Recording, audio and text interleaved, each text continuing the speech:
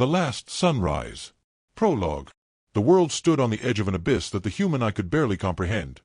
The days were getting shorter, and the sky seemed to have lost its warm light, changing into a tent of cloudy shadows. The winds brought rumors and news that intertwined, broken alliances, open fronts, cities that fell under the burden of their own conflicts.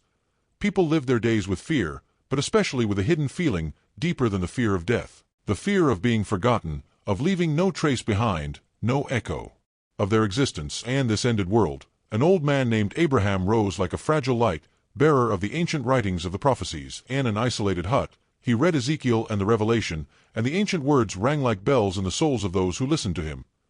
His words they were not just warnings, but maps to understanding the end. Each fragment of scripture became a clue to what was to come, a bridge between the tumultuous past and a future that was preparing to be written in eternal light. As Abraham spoke of the final wars and the signs of the heavens, a subtle change began to be felt in the air. It was not just fear, but anticipation, like a trembling that announces the storm before the clouds appear. People felt that history was concentrated in a unique moment, that every choice, every step, and every thought mattered in an equation greater than all of humanity. And in the midst of this chaos, hope shone timidly, the promise of a sunrise unlike any other, the beginning of a world in which light and peace would no longer be just a dream. The prologue to The Last Sunrise is not just the beginning of a story about the end of the world, but also about rebirth. It is the story of people learning to look beyond the shadows, to find meaning in the disaster, and to wait with faith for the light that will transform everything. And this waiting, time seems to dilate, and the universe itself seems to breathe, setting the stage for the most amazing sunrise the world has ever seen, the sunrise that knows no end. Chapter 1. The Cloudy Sky. That morning seemed like any other at first, but the sky would not decide between day and night. The clouds lay heavy, mixed with an orange haze, and the sun, when it tried to rise, seemed like a sick eye, covered with eyelids of smoke. There was no rain, but the humidity in the air stuck to your clothes.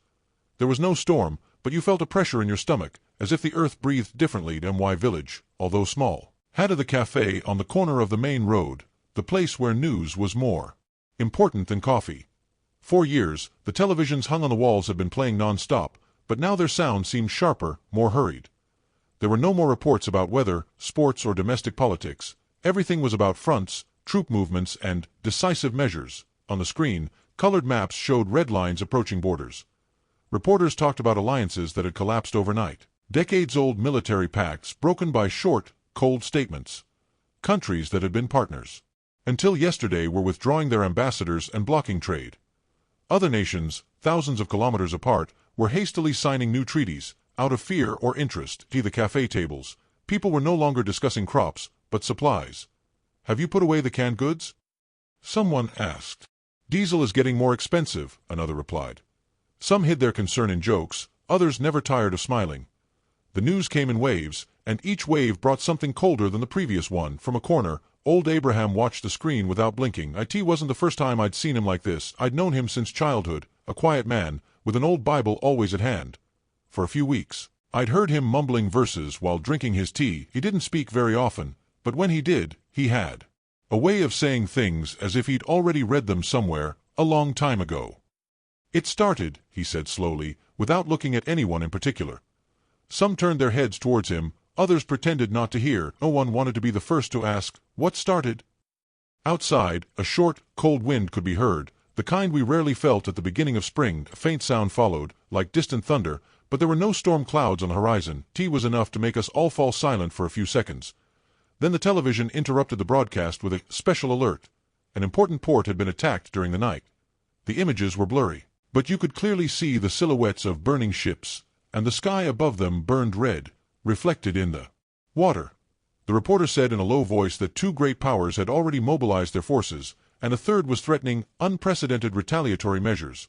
Next to me, a man with hands cracked from work murmured, "This is the spark." Old Abraham then got up and went out into the street. I followed him out of a mixture of curiosity and anxiety. The air outside was thick, almost unbreathable. On the horizon, above the forests, a thin line of smoke could be seen, slowly drifting north.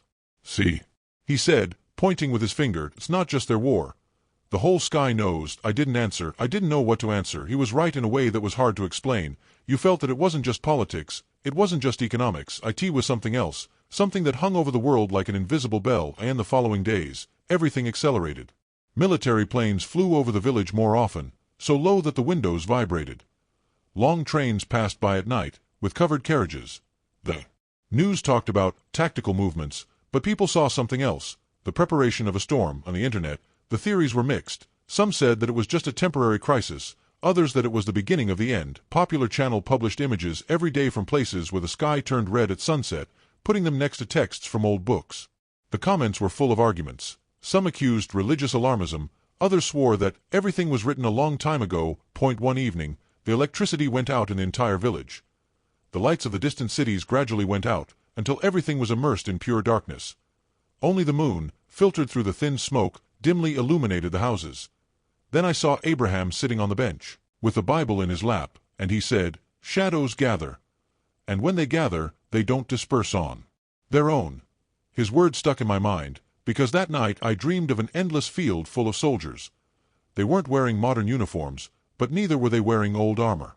They were mixed, coming from all times and places, and they were all walking towards the same point in the distance, where the sky burned white. In the morning, the wind had brought a heavy smell of burnt metal. No one knew where it came from. The news said nothing about it, only about new negotiations between states that, a month before, didn't even talk to each other. It was clear that the world was dividing into camps and that there was no room in the middle. As the days passed, people began to buy more than they needed. The village store was running out of flour, oil, and salt. The owner smiled bitterly.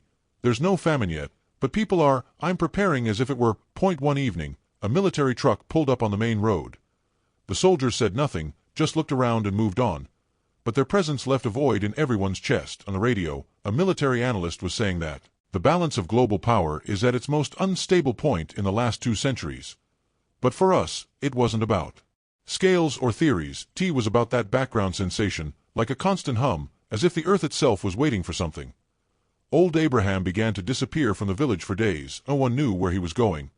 When he returned, his gaze was heavier and he would say short things, "They've crossed the border," or "It's not long now." No one asked him who or what. We all understood that the answer would not reassure us. One morning, just a few hours after sunrise, the sky suddenly darkened, as if at a eclipse. It wasn't an eclipse. We all knew that it was a huge black cloud, rising somewhere very far away. The television said it had been an industrial explosion in a country overseas, but the images they showed were fragmented, as if someone didn't want us to see everything. That evening, there were no more jokes in the café. Only whispers. A young man asked, "If everything goes to hell, where do we run?" No one answered him. Avram, instead, said, "It's not about where you run, it's about who finds you." Then I knew that the cloudy morning sky was not just a coincidence. It was a sign. Maybe not one that everyone understood, but one that the earth, the sky, and those with open eyes felt the same. Something huge was approaching, and when it arrived, nothing could be the same.